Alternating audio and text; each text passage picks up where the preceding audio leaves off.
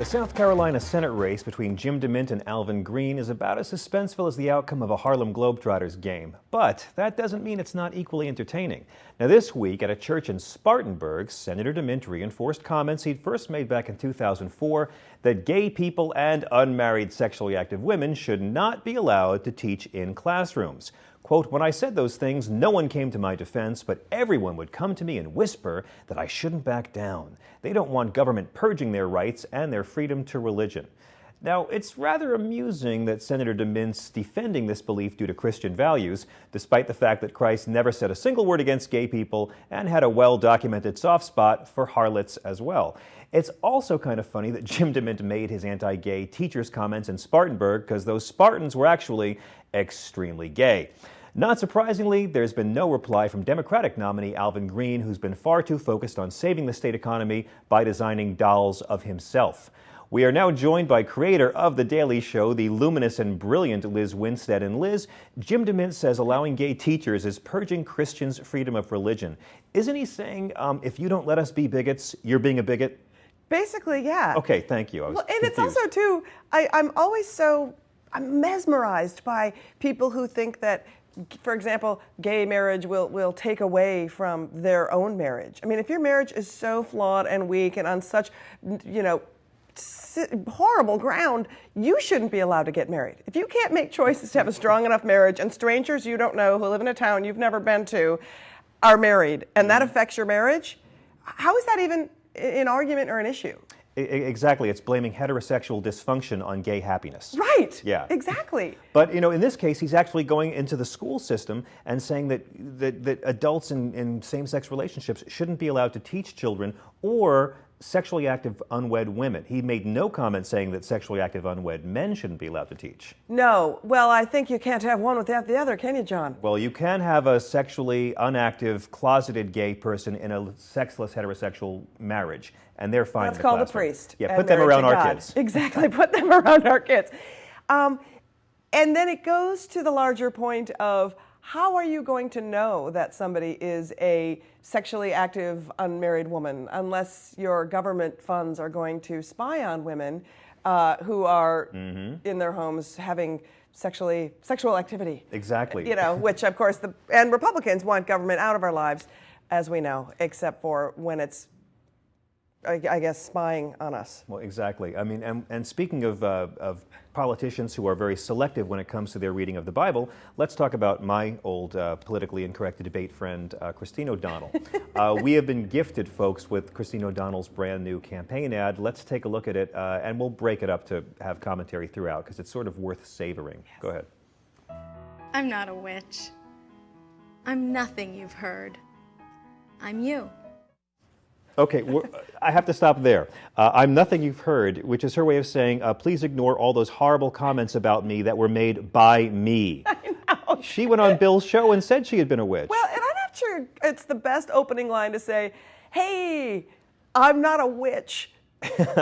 First of all, who's ever heard of a witch without a magic wand? I mean, it's kind of well, that's true. She dabbled in witchcraft, but never dabbled in herself. That's exactly right. And it just seems like I'm reminding you again of the horrible thing that I reminded you of before, instead of having anything to say of how she's going to fix Delaware. Well, there's a lot of specifics, but they're not coming up in this ad. Let's see the next part. None of us are perfect, but none of us can be happy with what we see all around us. Politicians who think spending, trading favors, and backroom deals are the ways to stay in office. Aren't backroom deals how she got Sarah Palin to endorse her and knock the actual Republican out of the race? Yeah, I mean, that's what she's doing in the back room. Again, we know what she's not doing, and she's making deals with Sarah Palin in the back room. I don't think Joe Biden got to where he was just on backroom deals. He sort of has a working knowledge of foreign policy and somewhat knows a little bit about how to govern. And doesn't Delaware or any of these states really that have the Sharon Ingalls and her say, we get two people to represent our entire state and vote on our behalf on really important issues. One of them shouldn't be her. Well, They had Mike Castle, but she and her campaign had a big part in spreading a gay rumor about him, which does fall under the bearing false witness commandment. Let's take a look at the big finish. I'll go to Washington and do what you do. I'm Christine O'Donnell, and I approve this message. I'm you. What do you do when you go to Washington? I go to the zoo, the Smithsonian, take a lot of pictures. I do too. I tend to drink and visit my gay friends, which is oddly one of the things I doubt she would do. Well, I did love the end of the ad because, to be honest, Liz, I've lied about going to Princeton, and I've lied about going to Oxford, and I've lied about going to Claremont. She really is me. Well, what's so hilarious, too, is that her resume, she said she did some Phoenix University, Oxford program, and then Claremont. So her education's a myth. She says evolution's a myth. I think she may be a myth. Well, I don't want to be too hard on Republicans, but I got to say my biggest beef with the modern Republican Party is they keep forcing me to vote for Democrats. No, as comedians, we need to spend this time bashing Democrats, and the Republicans keep forcing us to focus on them, which leads us to Meg Whitman. Here's a clip from her debate with former governor and future governor hopeful Jerry Brown.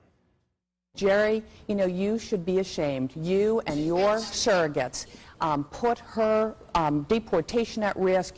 You put her out there, and you should be ashamed for sacrificing Nikki Diaz on the altar of your political ambitions.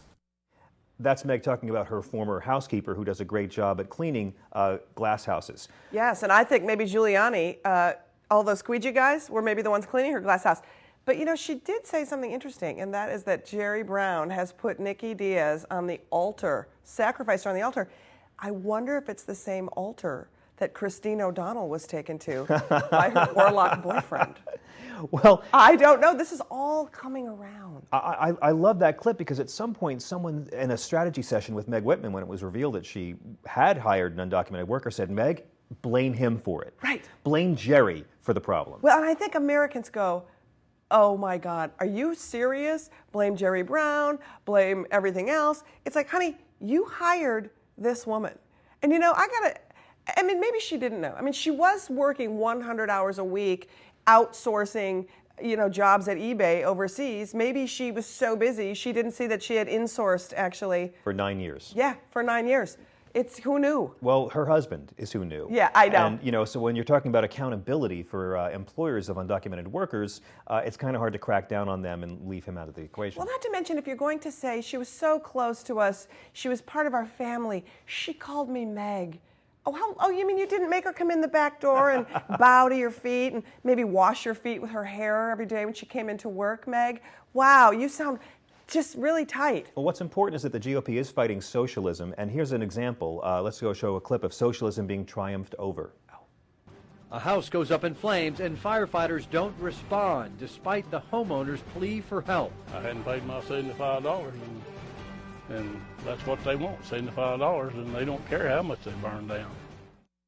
So he didn't pay the fee for the privatized fire department, and that way when the fire department came, they watched his house burn to the ground. And Glenn Beck today issued a statement saying, wow, this is what I'm really going to have to think about. And this is, you look at this, and this is a microcosm of, is this a direction we want to go in? Are we going to then turn people away at emergency rooms because they didn't pay their fee?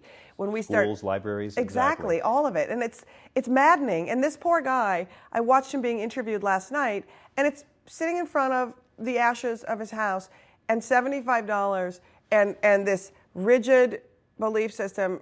Actually, are our souls that cold that you wouldn't even instinctually go, put the house out? Exactly. Liz, where can we see you perform? I will be in Denver on the 15th. You can go to my website. Actually, all of my dates are listed. That's easier. But I will be in the most important, Denver on the 15th, Asheville on the 22nd, and I will be doing 2 shows after the big rally for Sanity in D.C. So you can come.